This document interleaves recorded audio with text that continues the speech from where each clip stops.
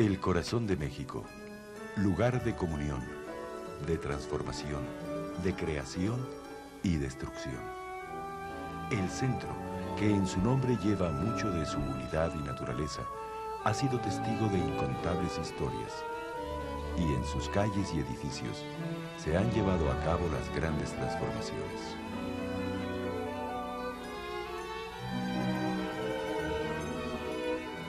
En el centro se declaraba la gloria del general victorioso y la vergüenza del derrotado.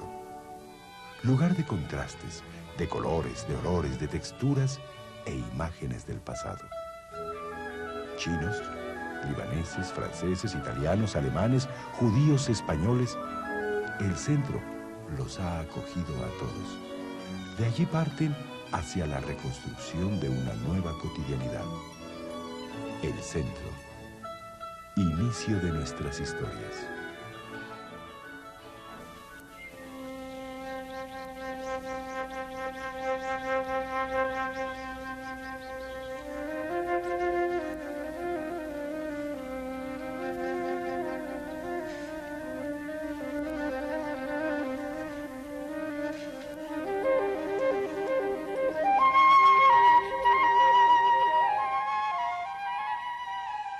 Hoy recorreremos calles, edificios, plazas y vecindades en el centro histórico. Dejaremos que nos cuenten anécdotas, dramas y esperanzas de gente que se desprendió de formas ancestrales de vida en una aventura hacia lo desconocido y con la ilusión de encontrar una libertad que les había sido coartada.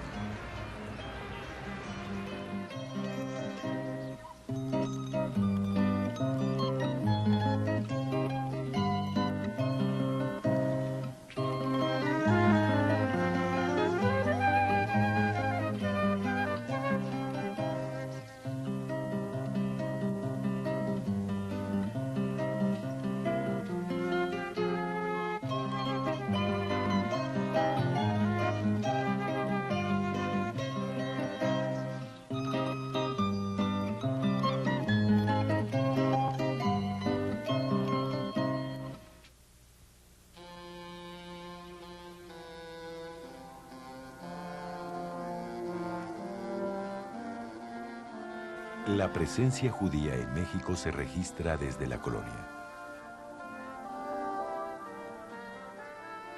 Muchos judíos llegaron al país buscando un lugar donde poder ejercer su religión libremente, lejos de la persecución a la que se les sometía en España y Portugal. Sin embargo, la intolerancia ensombrece su llegada.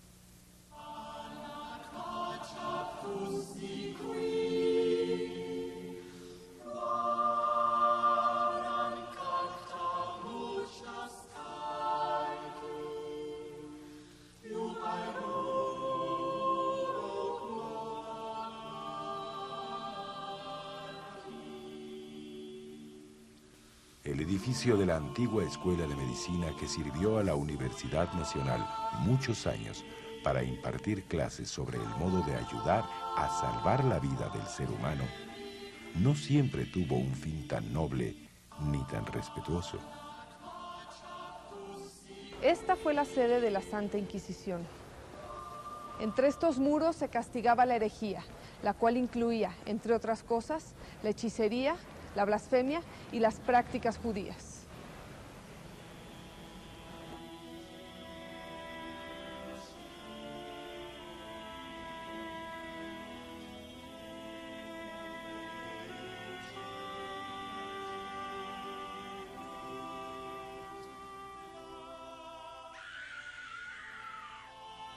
A la Nueva España llegaron judíos conversos, es decir, convertidos al catolicismo forzadamente a causa del intolerante mundo católico en que se desenvolvían.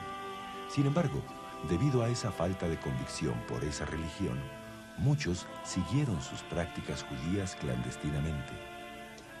Toda la vida de estos llamados marranos, sus usos y costumbres, sus lugares de reunión y prácticas comunitarias quedaron registradas en las cámaras de tortura. Los inquisidores se encargaron de dejar cada palabra por escrito.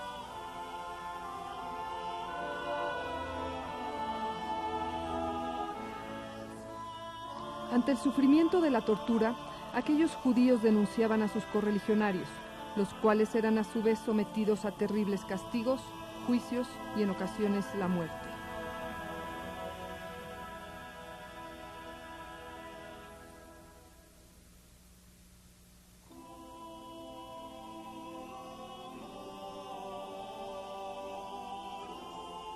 En los terrenos de lo que hoy es parte de la Alameda Central, actualmente lugar de descanso y reunión, hace varios siglos funcionó otro tipo de entretenimiento, el quemadero de la Inquisición.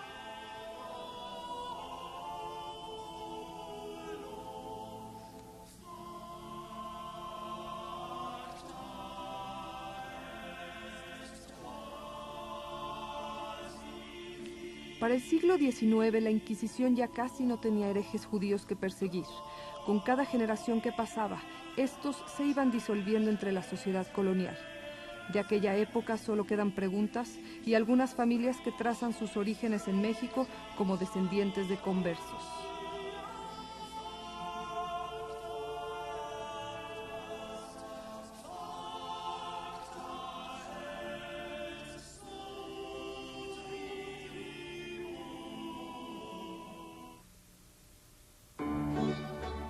El presidente Porfirio Díaz, a finales del siglo XIX, bajo los lemas de orden y progreso, y poca política y mucha administración, buscaba hacer de México un reflejo de Europa. Por ello, hace una invitación a la inmigración europea para que hombres de empresa vengan a desarrollar una infraestructura que le abra a México las puertas de la modernidad.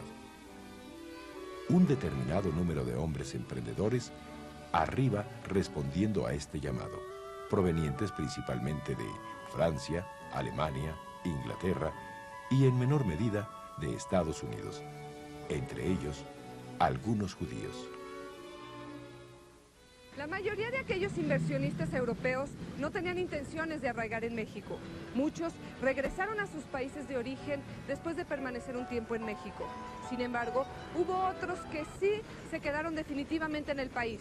Algunos se casaron con mujeres católicas perdiendo su identidad judía, mientras que otros sí participaron en la creación de un organismo que agrupara a todos los judíos en el país.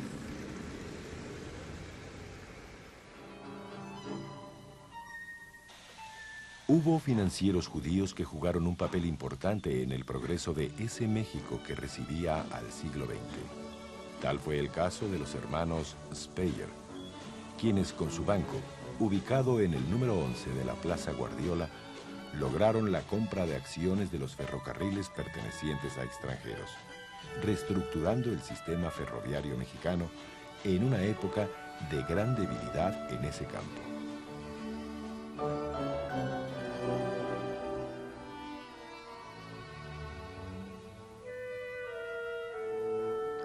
A partir de 1881, en México se llevó a cabo una política para apoyar la creación de bancos privados. Tras la fusión de dos bancos, se creó el Banco Nacional de México, adquiriendo esta casa, que fue el Palacio de los Condes de San Mateo Valparaíso. Su primer presidente, así como varios de sus socios accionistas, eran judíos franceses.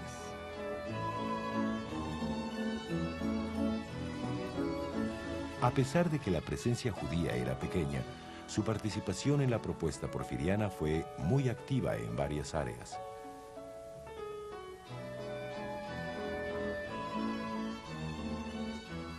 La calle de Madero antiguamente era conocida como Plateros, siguiendo una ordenanza virreinal de agrupamiento de los orfebres en esta calle.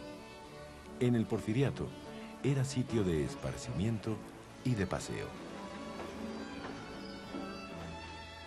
Las familias se paseaban para ver los aparadores mostrando la última moda de Europa y para dejarse ver. Era como la Quinta Avenida de Nueva York. Importantes establecimientos europeos estaban aquí. Sobresalía la joyería La Esmeralda, propiedad de Hauser y Civi, judíos franceses.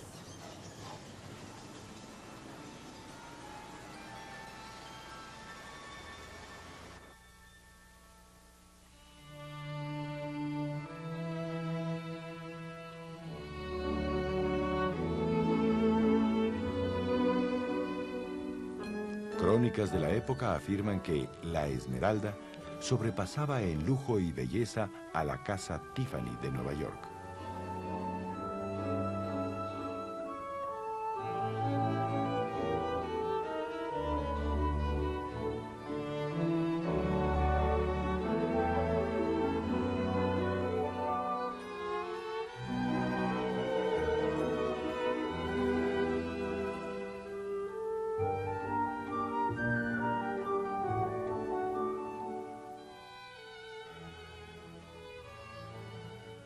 Aquí se fabricaban relojes para edificios públicos. Era una ciudad en la que solo los ricos podían tener un reloj de bolsillo. Los demás se enteraban de la hora con las campanas de las iglesias.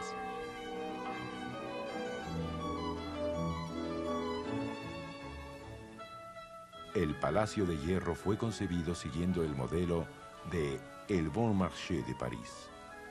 Cambió formas de consumo estableciendo el precio fijo y el autoservicio por primera vez en México. En sus anaqueles se exhibía la moda europea y era sin duda una ilustración del México que quería don Porfirio. Y sus dueños fundadores eran de origen judío. Puede decirse que Estela fue una mujer emancipada antes de tiempo.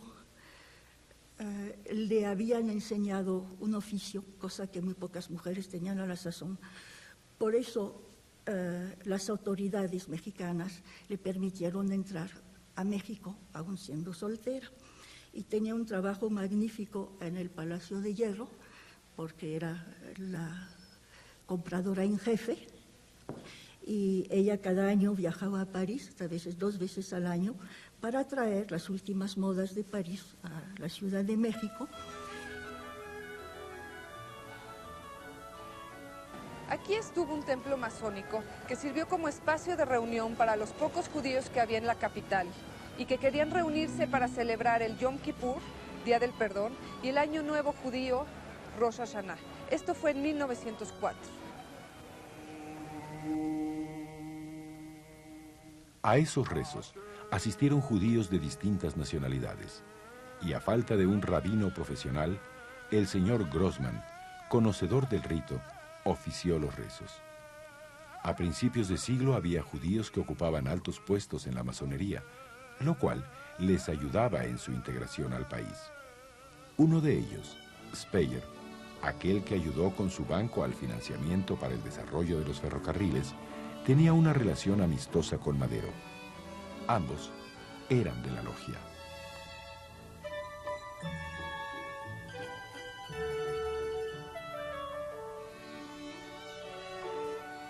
Aquellos judíos rompieron su silencio cuando en 1905 la invitación a los rezos se hace pública. Un importante promotor de la actividad judía era un descendiente de conversos, Francisco Rivas Puigcerver, distinguido miembro de la Sociedad Mexicana de Geografía y Estadística, quien editó un periódico a finales del siglo XIX para estimular a judíos del Imperio Otomano, que habían ido perdiendo su autonomía y libertad como grupo, a emigrar a México, el país más liberal del mundo, en sus palabras.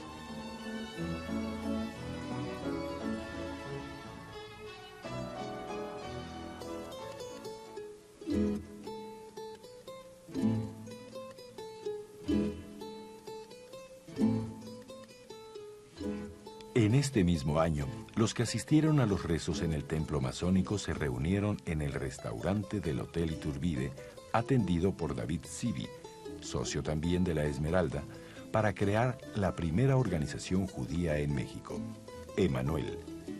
Esta no pudo desarrollarse por problemas internos, pero 3 años más tarde, y con el apoyo del rabino Martín Cielonca de El Paso, Texas, se vuelven a reunir en el templo y para crear la sociedad de beneficencia Alianza Monte Sinaí.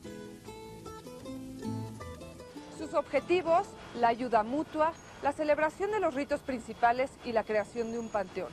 Para este año 1908 ya habían llegado a México judíos de Siria, de Grecia, de Turquía, buscando un refugio, una tierra donde arraigar, sin restricciones ideológicas.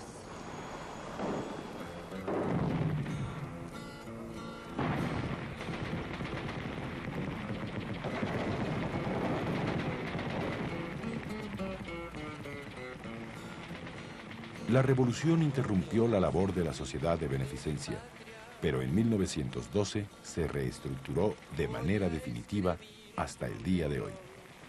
Era de vital importancia apoyar a los nuevos inmigrantes en su llegada a un país tan ajeno, sin sus familiares, sin el idioma, sin la cultura y tras un viaje cansado e incierto.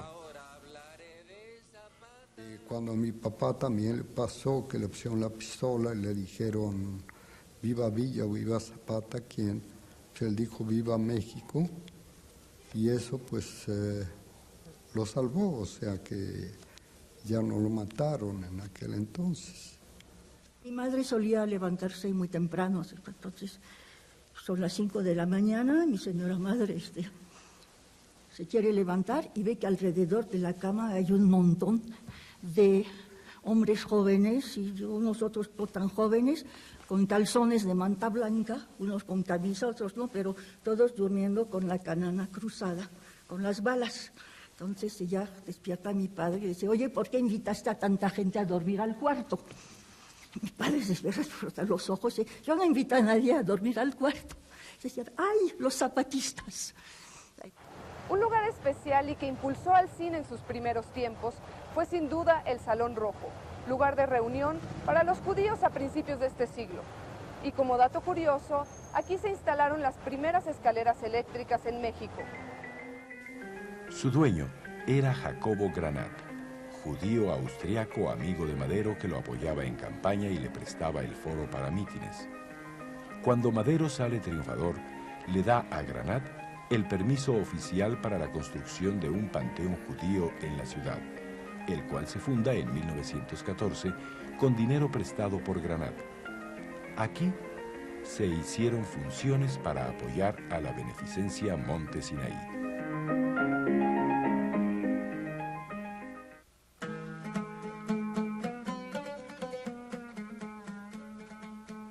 A pesar de que las leyes de reforma habían destruido una gran cantidad de edificios religiosos, el aspecto de la ciudad a principios de siglo seguía siendo intensamente católico.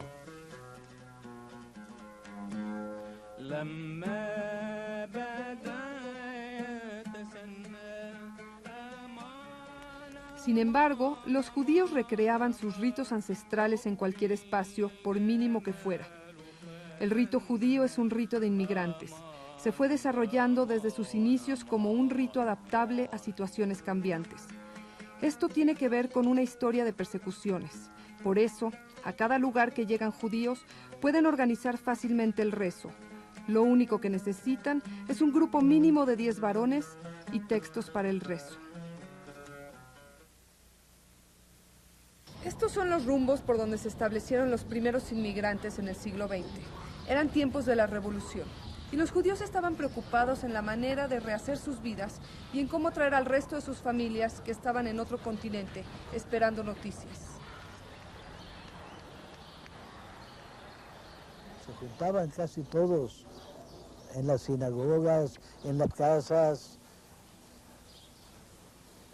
Era una vida bien, tranquila. Los rezos los hacíamos en casas particulares. Yo era chico, pero sí me acuerdo que lo hacíamos en casas particulares. Un cuarto del departamento lo hacían de templo. Vivíamos en Nacional, la calle de Nacional, por la colonia Roma para arriba. Después en Santísima, es por la Merced. Allí vivían todos los paisanos más o menos, allí vivían. Muy bonito era México, precioso, tranquilo, la gente muy decente, muy buena.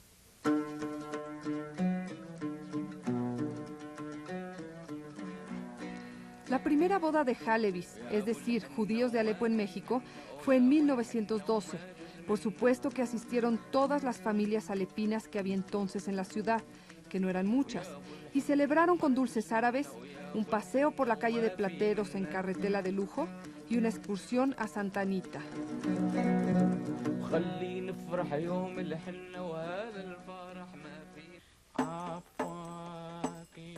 Un rito de fundamental importancia en el judaísmo es el baño ritual llamado tevilá o mikve, y se celebra antes de la boda. Debe tener ciertas características, pero como los judíos no contaban con uno a principios de siglo, alquilaban los baños públicos de Lecumberri o los de San Felipe Neri. Les echaba la ajena, le partía la estrellita así en la cabeza y decían la veraja y prendían las velitas, se prendían velitas. La vela grande la prendía ella y las chicas se las daban eran velas chiquitas, se las daban a la suegra, a la tía, a toda la gente, ¿no? ¿Qué hacían con las velas? ¿Daban vueltas? No, nada más así, cuando la metían a la pila, pues todas la aplaudían y le hacían fiesta y todo, porque iban puras.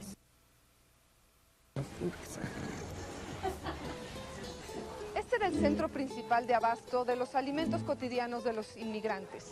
En muchas ocasiones eran los hombres los que hacían el mercado. La ley judía establece reglas estrictas para el consumo de todo tipo de carnes. Había una kosher, un hajam, un padre, tenía así como un cuartito chiquitito, como un closet chiquito. Parado él allá, tú compras el pollo de unos que vienen del rancho. Pagas 50 centavos, 40 centavos, 30 centavos. Pollo, gallina, lo que quiera.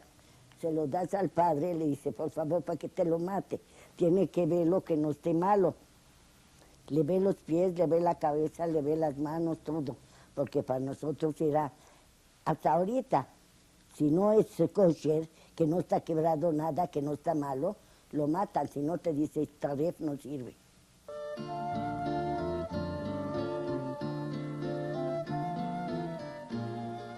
Gante 5 es hoy un templo de la Iglesia Metodista Episcopal. Sus arquerías nos recuerdan los tiempos en que era el claustro del convento de San Francisco, y sus amplios espacios explican por qué fue en otros tiempos la sede del Teatro Variedades y del Circo Charini. En los años 30 fue también un lugar importante para los judíos sefaraditas provenientes de Grecia y Turquía que, al no contar con un templo propio, lo rentaban para sus fiestas importantes, Rosh Hashanah, el Año Nuevo, y Yom Kippur, o Día del Perdón. Yo conocí este lugar, tendría yo aproximadamente 10, 11 años, y lo conocí hasta los 12, 13 años que todavía veníamos a este lugar. Es un recuerdo bonito porque aquí se juntaba toda la comunidad, todos los judíos de origen turco, búlgaro, griego y de lugares de alrededor de esos países, que todos venían del Imperio Turco. Era bonito porque nos juntábamos los niños, no teníamos dónde vernos, todos los niños nos veíamos aquí, jugábamos allá afuera en la calle, en Gante.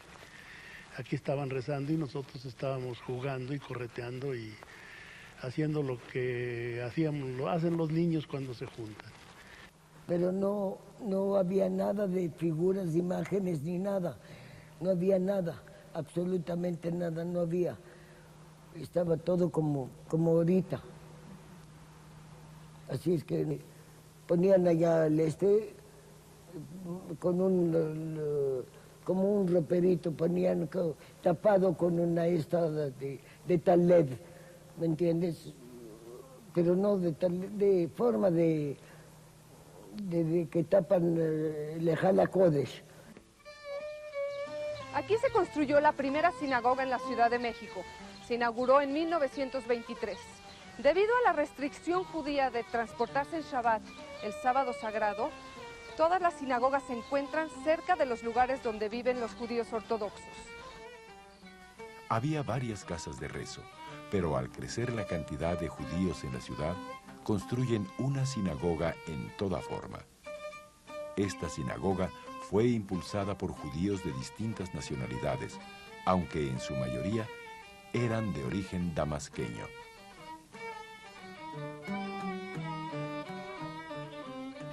Al hacer este espacio, la incipiente comunidad estaba declarando: aquí nos vamos a quedar. México es mi nuevo país. Mis hijos nacerán y crecerán en esta tierra.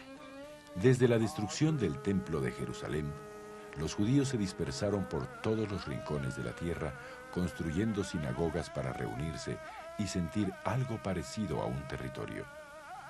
La sinagoga es más que un lugar de rezo, es la casa de los judíos. Es lugar de reunión, de estudio, de rezo. El lugar idóneo para recaudar fondos para los necesitados, para anunciar noticias importantes y para discutir temas de interés comunitario. Y los sábados aquí nos enseñaban, aquí en este mismo lugar, allá, acá atrás. Ahí nos sentaban a los niños y allí nos enseñaban a leer y los cantos, cómo los hacían. Ponían una mesa así, nos ponían ahí cosas, ahí café con azúcar, una rosquita, pepino pelado así, cosas que nos entretenían, y dulces también, aparte, unos dulces también que nos ponían.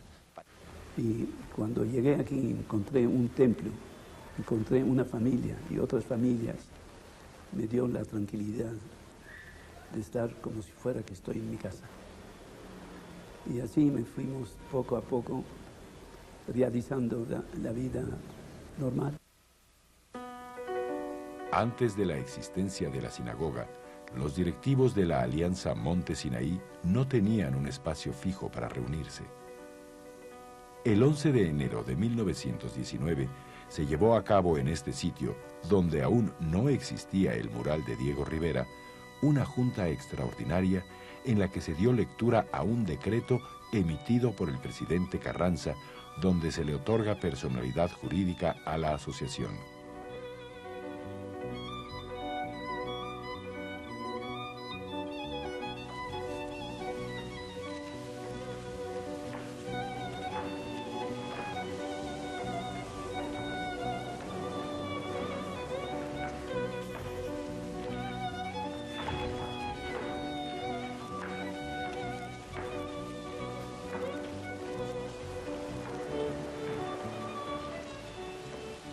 Aquellos años eran de mucho movimiento. Judíos de países árabes y balcánicos seguían llegando, encontrándose con sus parientes establecidos, mientras que judíos provenientes de Europa Oriental, básicamente Rusia, Polonia, Hungría, llegaban en grupos enormes buscando libertad y mejores condiciones de vida.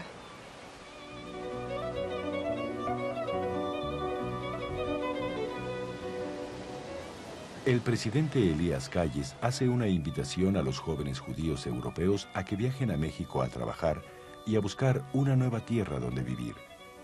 Esta invitación del presidente fue determinante en la decisión de muchos jóvenes que no sabían a dónde ir. Muchos jóvenes pretendían llegar a Estados Unidos, pero dicho país implantó en 1921 una política de puertas cerradas, por lo que los inmigrantes buscaron nuevas opciones.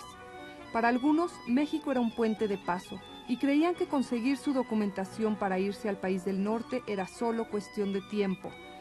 Hay inmigrantes que recuerdan que se sentaban en alguna banca de la Alameda a leer periódicos mientras esperaban sus documentos. Al ver que el tiempo pasaba y no se resolvía su situación, pensaron que era momento de buscar trabajo.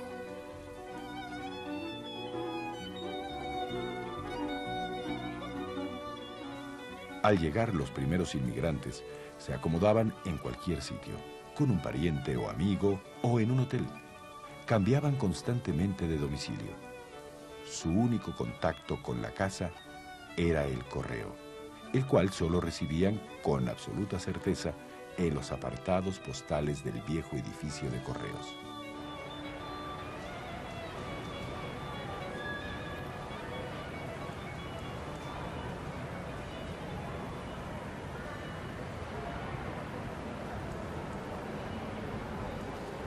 Este fue un lugar de encuentros improvisados entre judíos que venían, llenos de expectación, a recoger cartas de sus familiares, o bien a enviarles noticias de su situación en esta tierra extraña.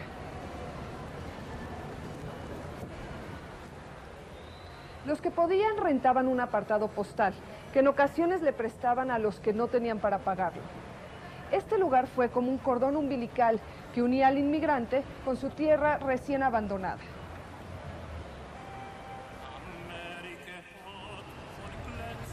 La vida de los primeros inmigrantes no fue fácil. Algunos que habían estudiado carreras universitarias no pudieron ejercerlas, refugiándose en el comercio ambulante en un principio y con el tiempo pudiendo hacerse de un puesto en algún mercado de la ciudad, como el Volador o la Lagunilla.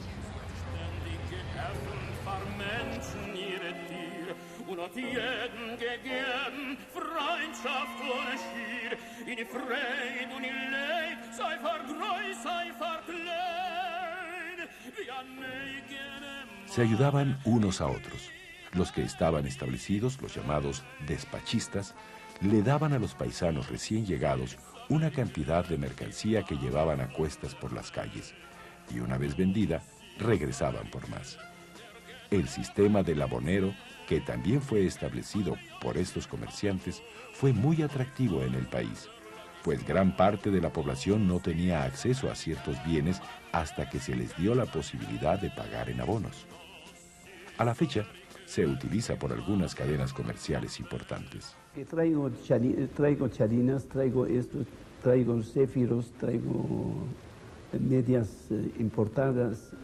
Todo eso decía lo que yo traía cuando me abren la puerta. Unos dicen sí, pase a ver, y otros cierran la puerta y dicen ahorita no queremos. Pero tenía que estar forzosamente tocando puertas, entrando, eran vecindades. Y entraba yo a una vecindad, hay 40, 50, y eso me abrió el camino para poder realizar mi sueño. El sueño es progresar y buscar para mi vida tranquilidad. Para eso salí de mi tierra, para conseguir algo mejor de lo que teníamos allá. Este era el rumbo donde se fueron asentando los judíos, unos al lado de otros. Primero, puros muchachos que compartían un cuarto y se repartían el pago de la renta. Después, las familias que se iban reuniendo y alquilando cuartos en las vecindades. Todos vivíamos por Guatemala, por Loreto, por Justo Sierra, por ¿cómo se llama? Jesús María, Academia.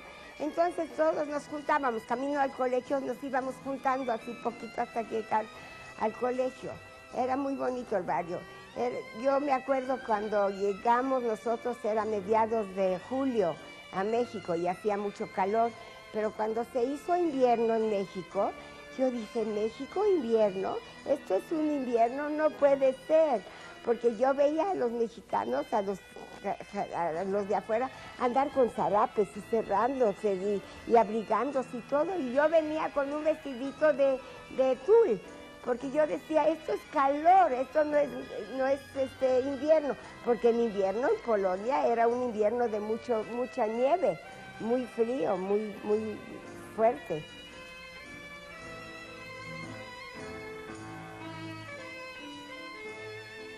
Todas las calles aledañas a esta eran asentamiento de judíos de todas procedencias durante la primera mitad del presente siglo.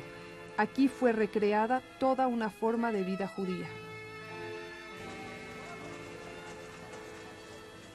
Esta era una tlapalería que se llamaba Bazar Mundial. Inmediatamente en el número 22 funcionó por muchos años la tienda de abarrotes que se llamaba El Mercurio. Y muchos productos eran entonces importados. Estaba aquí la Palestina, aquí enfrente. Y aquí en el 23 era la Perla del señor Goldberg. También había otra carnicería de los señores Schenkevich. Su padre era una persona importante en la vida comunitaria. Era un Scheuchet y Moel, el señor David Klitt. Porque estos eran las tiendas muy importantes. Allá se sabía, en la panadería se sabían todos los chismes, lo que pasaba a fin de semana. Las bodas, los entierros, bris, todo. Para el inmigrante, comer el pan que acostumbraban en Europa, así como el pan árabe en Siria, era muy importante para mitigar la sensación de tristeza y nostalgia por la vida pasada. El pan los unía a su raíz, los hacía sentirse menos lejos en una tierra ajena, donde las tortillas tardaron en arraigar al paladar. Y aquí en el número 3, donde pueden ver aquí, existió durante años la sinagoga Nidhei Israel. También era un local alquilado, que más tarde lo adquirió el señor Goffman de aquí enfrente, que tenía un negocio de bolsas de papel. Él lo adquirió, fue en la época en que se construyó ya el templo propio, aquí a la vuelta en Justo Sierra. Este era uno de los barrios de mayor afluencia de esa inmigración, donde estaban las sinagogas, estaban las tiendas de abarrotes, las carnicerías, las panaderías. Eso era como el centro de la actividad, el centro diario de actividades.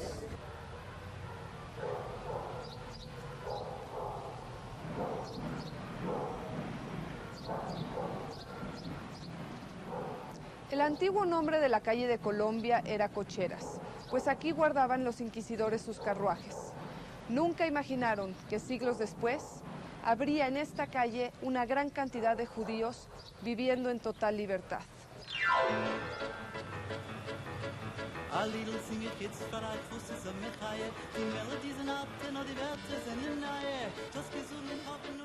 Cuando la inmigración masiva de judíos ashkenazim apenas empezaba, un grupo de padres creó una escuela en unos cuartos de esta vecindad. Era un domingo de diciembre de 1924 y el Colegio Israelita de México iniciaba su historia, que continúa hasta el día de hoy.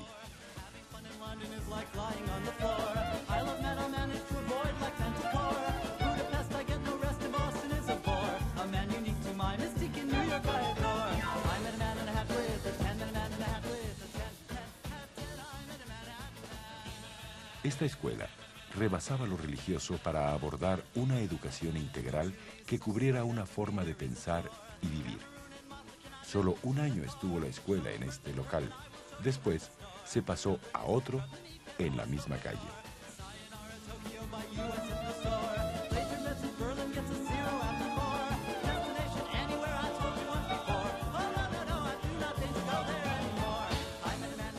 Esto era Colombia 16, nuestro colegio, cuando llegamos a México. Éramos muchos niños, pero muy pocos en realidad. Creíamos que éramos muchos, pero éramos pocos en realidad. Aquí eran nuestros cuartos, nuestras clases. Aquí era clase de los niños de segundo y tercer año. Ahí era el tercero y cuarto año, y más allá es que era el quinto año. Todavía no habían llegado al quinto año, era cuarto año. Pero ya decían que era quinto porque tenían que salir del colegio, porque no había más que hasta 4 años de primaria. Abajo el patio, sí, jugábamos. Aquí era la dirección y un cuarto muy grande donde hacíamos teatro. Aquí venían los papás y se sentaban, les ponían sillas y todo, y nosotros éramos los artistas. En este sitio funcionó una pequeña escuela judía que fue incorporada a la Secretaría de Educación Pública y donde se enseñaban también cuestiones elementales de la religión. Su nombre fue Etz Haim, Árbol de la Vida, y sus alumnos eran niños y niñas principalmente de Damasco. Después de pocos años se cerró y fue abierta Hatijia, en Rodríguez, Puebla, número 35, aquí a unas cuadras.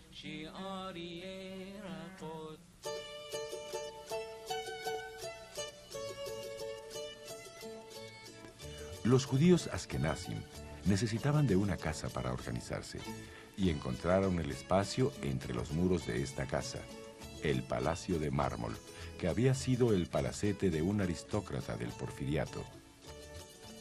En un principio fue la sede del Young Men Hebrew Association, una sociedad de jóvenes que vivían en Estados Unidos y escapaban del servicio militar durante la Primera Guerra Mundial. Trasladaron la organización a México y al final de la guerra, algunos regresaron a Estados Unidos, mientras que otros se quedaron en el país. La organización creció nutriéndose de nuevos inmigrantes.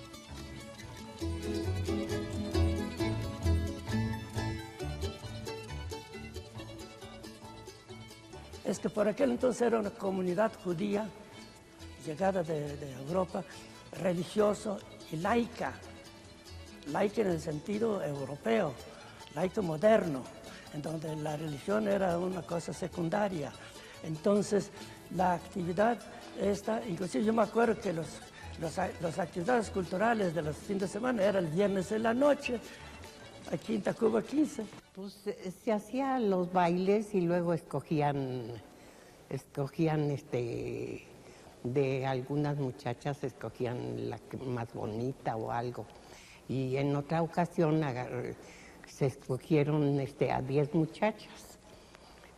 Pero lo que pasó es que los de la directiva escogía cada quien su muchacha, la que le gustaba, y ahí estaba yo también. Aquí en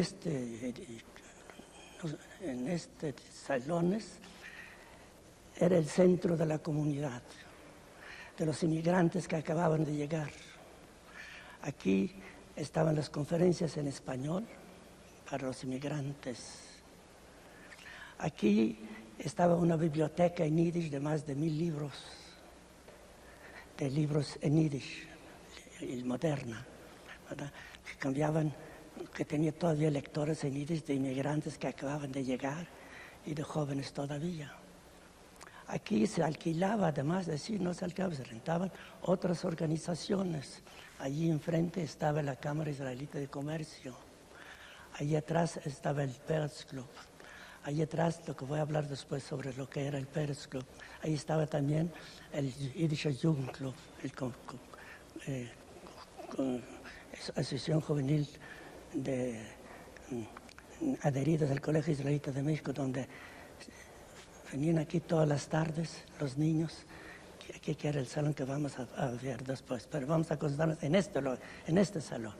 Este salón era para conferencias, para teatro, para baile, 2 bailes grandes, el 15 de septiembre y el 31 de diciembre, que eran bailes donde no cabía la gente, es decir, eran bailes muy populares, de donde sacaba la organización para los gastos del mantenimiento del organismo durante el año.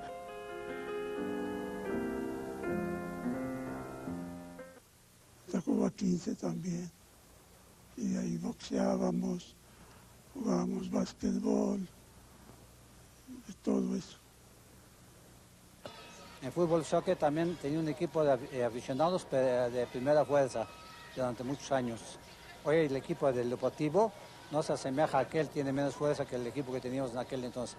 ¿Y debido a qué? Debido a que eran jugadores judíos que habían llegado de Europa, de equipos como Esparta, de Austria, de Polonia, de Rusia. Llegaron jugadores bastante fuertes y teníamos un buen equipo de fútbol soccer. La elección de la directiva del Banco Mercantil no se hizo en el banco, se hizo aquí, y en yiddish. Y aquí se discute. Ahí sí estaba la olla muy rica para que pelearan quien estuviera en la directiva del banco. Había una biblioteca con libros y periódicos en yiddish, y era en realidad un lugar de encuentro, un lugar donde no se sentían ajenos, donde hablaban en su lengua y podían saber de sus paisanos que aún no llegaban a México. Aquí funcionaba una caja de préstamos y una bolsa de trabajo. También se rezaba en uno de los cuartos. En este salón se fundó la Cámara de Comercio Israelita, que se encargaba de ayudar a los comerciantes y familias en materia legal.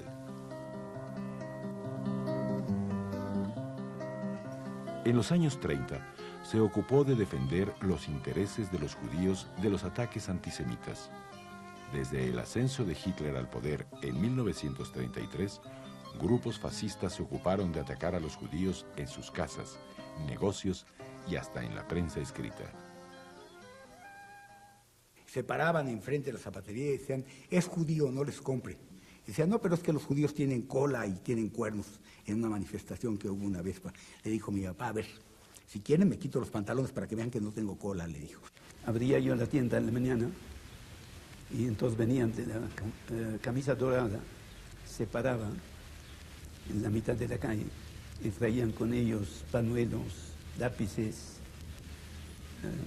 cosas así útiles para la gente, carretas de hilo, muchas cosas. Y entonces comienzan a gritar con una silla en la mano: aquí, señores,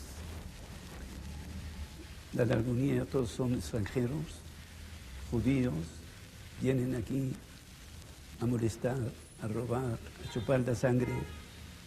Cuidadito, no vayan ustedes a comprarle. El que compra ya no es mexicano, sino es traidor a la patria.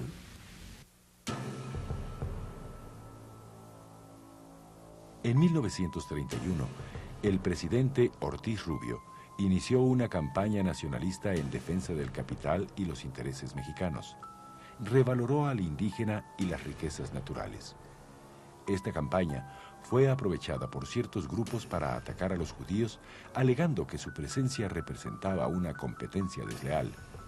Esto derivó en ataques violentos que sobrepasaban el ámbito comercial y se convirtieron en manifestaciones antisemitas. En el mercado de La Lagunilla existía una gran cantidad de comerciantes judíos que, cuando el gobierno regula el tamaño de los puestos y la posesión de estos a naturales mexicanos, fueron expulsados sin posibilidades de defensa. De hecho, muchos ya eran naturalizados mexicanos. Y estuvimos aguantando años. Duramos como 2, 3 años con una cosa terrible. Durante los años de la Segunda Guerra Mundial, la prensa judía estuvo muy activa. Aquí, donde estaba la zapatería Búfalo de Alberto Jalabe, se hizo la revista Optimismo Juvenil y más adelante Kol Ha'am, que es La Voz del Pueblo. El señor Jalabe hacía esta publicación prácticamente solo. Lo redactaba y editaba en un pequeño despacho. A través de sus publicaciones, apoyaba a la Alianza Monte Sinaí, impulsaba la actividad cultural judía y, lo más importante, creaba conciencia de lo que estaba ocurriendo en Europa y sobre el Holocausto. En esta calle, pletórica de actividad judía en su momento, tuvo una de sus efímeras sedes el periódico Der Weg, El Camino, que fue el periódico en yiddish más importante. Der Weg ayudó al desarrollo de escritores judíos jóvenes, lo cual dio origen a la Unión de Literatos y Artistas Judíos en 1931. Asimismo, impulsó fuertemente al teatro yiddish. Y el periódico regía la vida social de la comunidad, porque allí había anuncios de las actividades sociales, de las conferencias que iban a efectuarse durante la semana, de los invitados de artistas judíos que presentaban alguna obra, y entonces era en cierta forma una guía para normar su vida social.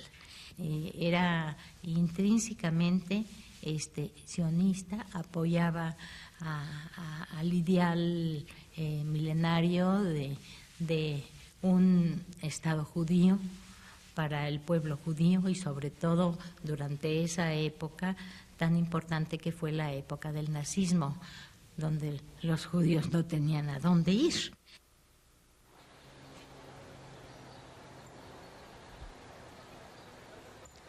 Tan solo 3 casas separan a la primera sinagoga de la ciudad de otra. Lo curioso es que hay 19 años de distancia entre ambas. Toda una vida en el ámbito comunitario.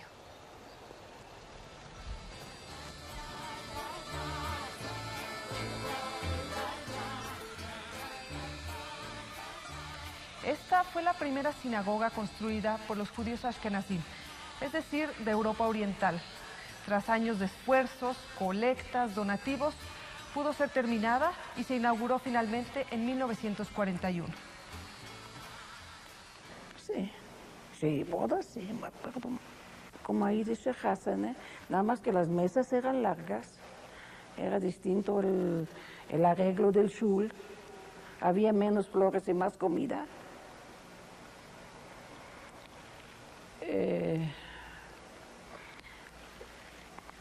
Era más heimish, no sé cómo decir. Acogedor. Acogedor. Nos conocíamos todos. Todos nos conocíamos. Cuando entramos a una boda, yo creo que la mayor parte pasábamos platicando. La música no era tan fuerte. Podíamos hablar.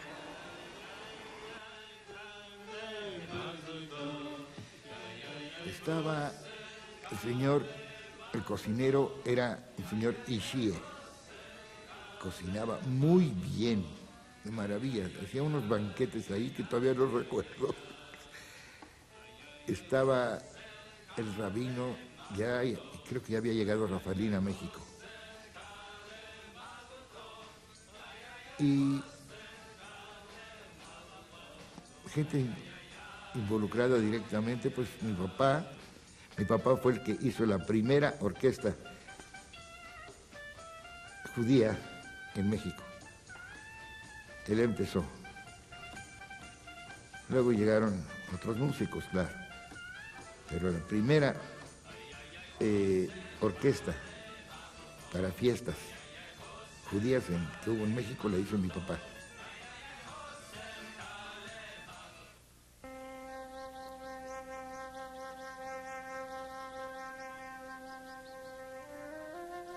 Este lugar representa, de algún modo, el arraigo. Está lleno de recuerdos que permanecen en sus paredes y las personas que le dieron vida en una época recordada con nostalgia y cariño.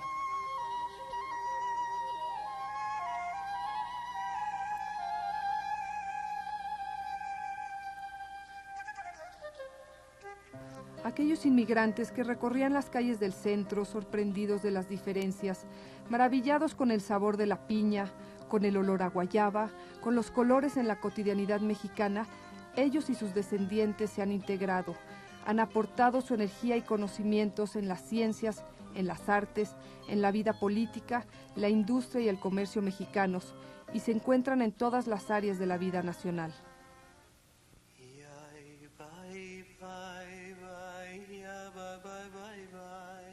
Después de vivir en el centro, emigraron hacia otros barrios convirtiéndose en colonos, habitantes de colonias que a principios de siglo eran toda una novedad.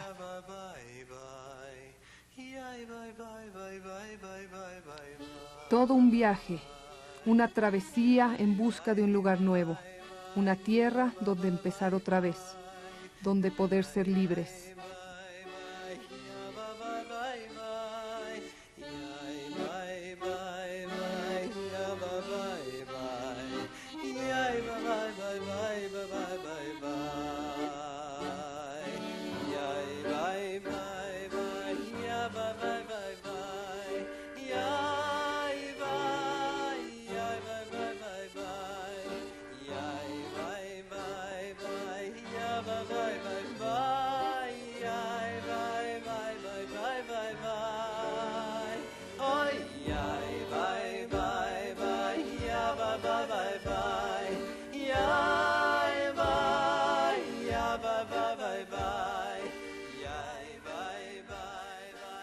Me encantó. La vida de México divina. Yo no te digo que está mal, al contrario. Me dio gusto porque vivíamos muy feliz, muy bien.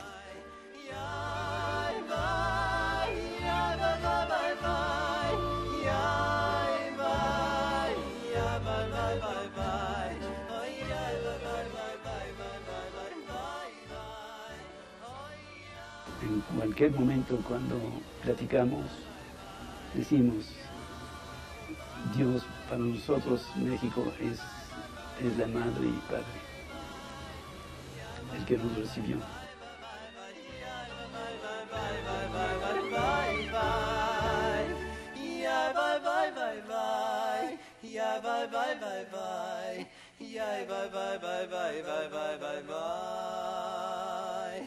Yeah, bye bye bye bye. Yeah, bye bye bye bye. Yeah, bye bye bye bye bye bye bye bye.